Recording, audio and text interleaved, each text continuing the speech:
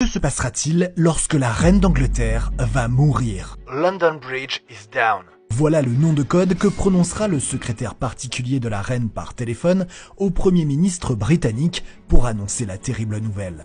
Tout de suite après, un plan millimétré préparé depuis 62 ans par la reine Elisabeth II elle-même va se mettre en place. Et pendant les 10 jours qui vont suivre, rien ne sera laissé au hasard. À la mort de la reine, le gouvernement annoncera immédiatement la triste nouvelle au royaume du Commonwealth, comme le Canada ou l'Australie, dont la reine est théoriquement la chef d'État. Simultanément, l'information sera transmise à tous les médias de Grande-Bretagne et du monde entier. D'ailleurs, tous les médias sont préparés depuis des années à cette situation. Ils ont en stock des dizaines et des dizaines de sujets et de portraits retraçant la vie de la reine. En Grande-Bretagne, les présentateurs s'habilleront en noir et les radios diffuseront des annonces spéciales et des playlists de chansons tristes préparées à l'avance.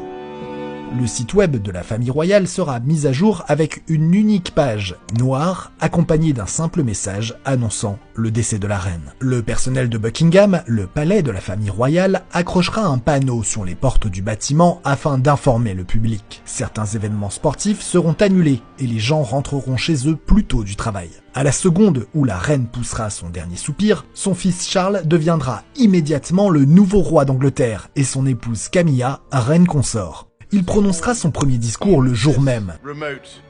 Le lendemain de la mort d'Elisabeth II, le roi Charles rencontrera le Premier ministre et les membres du Parlement qui lui prêteront allégeance. Au deuxième jour, si la reine est décédée ailleurs qu'à Buckingham, son corps devra être rapatrié là-bas le temps de préparer son enterrement. Le troisième jour, le roi Charles démarrera une tournée de commémoration dans les 4 nations du Royaume-Uni, à savoir l'Angleterre, l'Irlande du Nord, le Pays de Galles et l'Écosse. Vers le 6e ou le 7e jour, le cercueil de la reine sera déplacé de Buckingham Palace à l'abbaye de Westminster, et vous allez voir, c'est là que les choses se compliquent. Le corps de la reine sera exposé à l'abbaye 23 heures par jour, pendant plusieurs jours, dans un cercueil sur lequel seront posés les joyaux de la couronne. Des centaines de milliers, voire des millions d'Anglais lui rendront visite pour lui rendre un dernier hommage. De gigantesques files d'attente se formeront tout autour de l'abbaye, et un énorme dispositif de sécurité devra être mis en place. Le fatidique jour de l'enterrement, 10 jours après la mort d'Elisabeth II,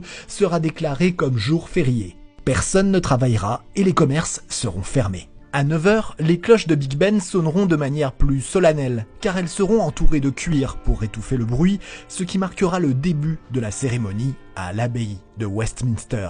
Tout le pays sera mis sur pause à cet instant. Enfin, un convoi l'emmènera vers sa dernière demeure, le château de Windsor, où elle sera enterrée avec son mari, le prince Philippe, décédé en avril 2021. Voilà ce qui marquera la fin du règne de la reine Elisabeth II et le début d'un nouveau cycle pour le Royaume-Uni.